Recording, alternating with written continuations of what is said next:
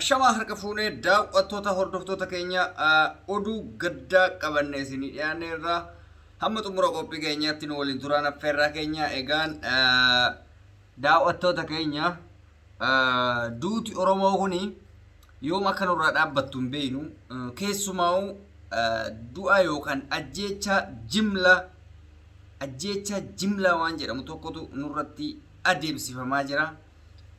Ammaal jedhee akka dubbadhu I don't know hundumaafuyyuu mee maaltu ta'ame kan waliin turru ta'a egaan barreeffama wallaggarraa nuuf ergame tokkotu jira taatee guyyaa kaleessaa achitti ta'amerraa nama achi turerraa mee waan tokko odeeffannee jirra hamma xumuraatti obsaan nu dhageeffadhaan dhaamsa keenya.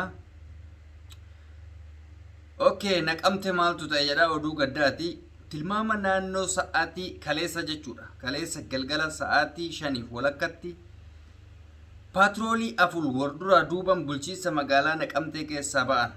Akkuma ba'aniin kallattii ganda duwwaa 5tti qajeelan. Kallattii kanaan buufata waraanaa gurguddaatu jira. Masara Kumsaa Morodaa fi bakka bashannanaa Simannaa Angar keessa waraanatu qubatee jira. Hoteela Sinimaa Angaarii fi Masara Kumsaa Morodaa erga buufata waraana raayyaa ittisa biyyaa ta'e waggaa 2 darbeera.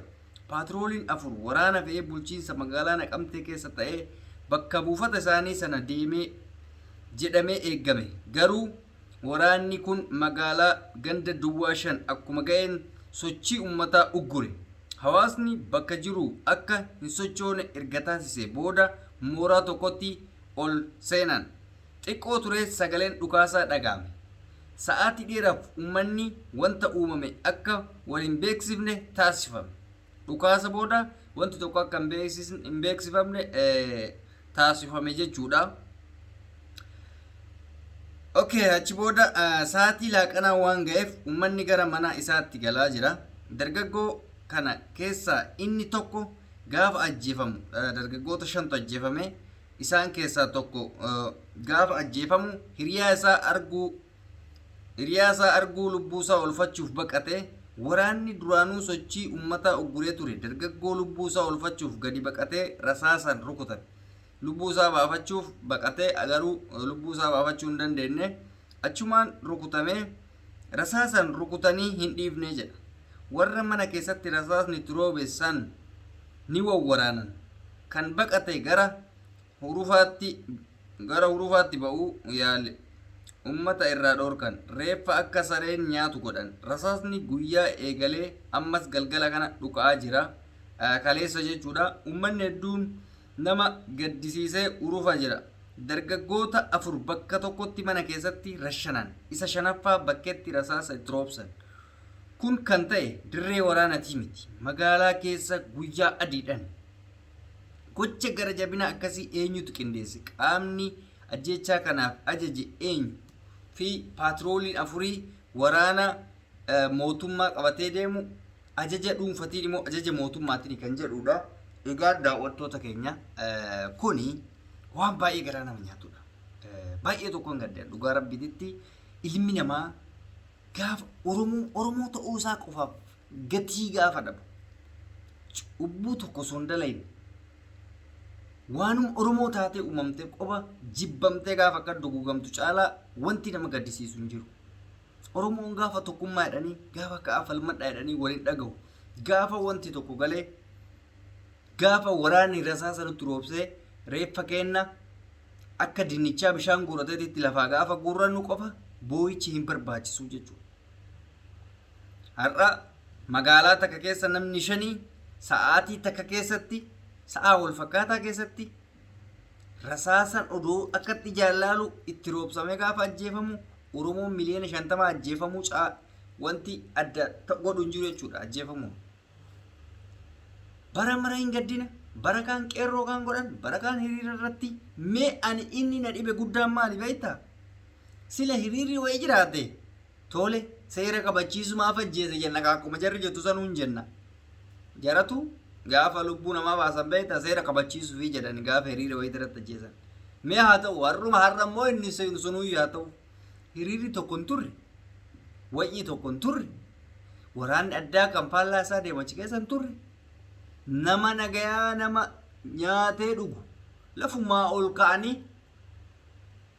ani maal akkanatti fakkaatu beektaa waraannummaan mootummaa kun yeroo tokko tokko dhiiga namaa kana suusiitti ta'ee gizee namni lolli dhabamuu fi hiriirri dhabamu nama nagayaa wayii barbaadatanii waan itti dhukaasanatti fakkaata bakka suusiitti ta'ee haraara argitee akka nama dhugaatii suusiitti ta'uu sanitti jarammoo dhukaasuun suusiitti ta'ee miskiina lafarraa duguugan yoo akka tasaa nama haaraaleen jee ta'e immootu dhukaa wanno irratti barata lubbuu ajjeesuu irratti barata tireeningii irratti godhaa jechuudha nuti bar tireeningii taanee jirra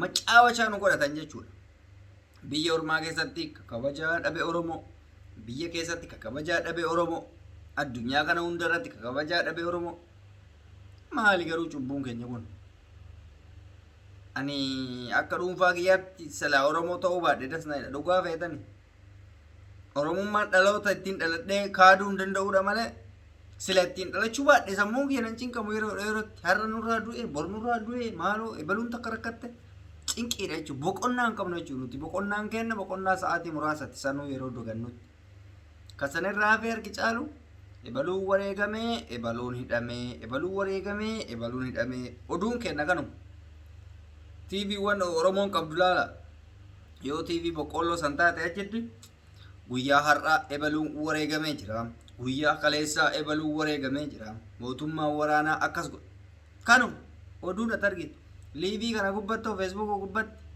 ilma haadha akkana isin gandii warra akkasii akkas taate eegana akkana goote nutu goota isin goonaa miti kana qaba Facebook gubbaa immoo biyyatto miskiinni dalagaaf odoo olii gadi fiigu rasaasa waraanni tireeningii irratti godha irratti talamaamada irratti barata mallamaamachaa godhatee dhukaasa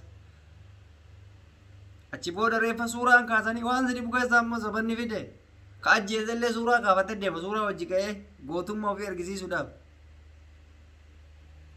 kanaaf ajjeechan uummata oromoo haa dhaabbatu gara jirtaniin oromoo ka'aatiniin andeema hiriira baasiniin hin jedhu isiniin ajjechu hin bayina hiriira dhugaa isinii himaami hiriira hin bayina akkanumatti warra bosona jiruu fi namoota onnee qaban hidhachiisatiniin waagaa mootummaa kanatti haa kennu kasanirraa hafe hiriira baajettee lubbuu kee hin baasin obboleessa kee lubbuu akka hin baasifne biyyatti haqasii himaa hiriira tarsiimoo hin qabne hiriira itti waliigaltee oromoon hin qabne tokko gadi baatee lubbuu kee hin dhabin gowwaadhaati obboleessa kee akka gadi hin baanetti gaafa oromoon dhugumaan tokkoomtetiniin gadi baate wajji gabbaa rakkoon qabu gaafa yoo duutellee lubbuun kee homaa miti oromoof duute garuu warra kophaa gabbaatee yoo duute oromoonis galata siin hin jiru atis waan barbaaddu isa hin argattu dhaloonni keetillee waan ati wareegamteef isa hin argattu mee fakkeenya waan Hacaaluu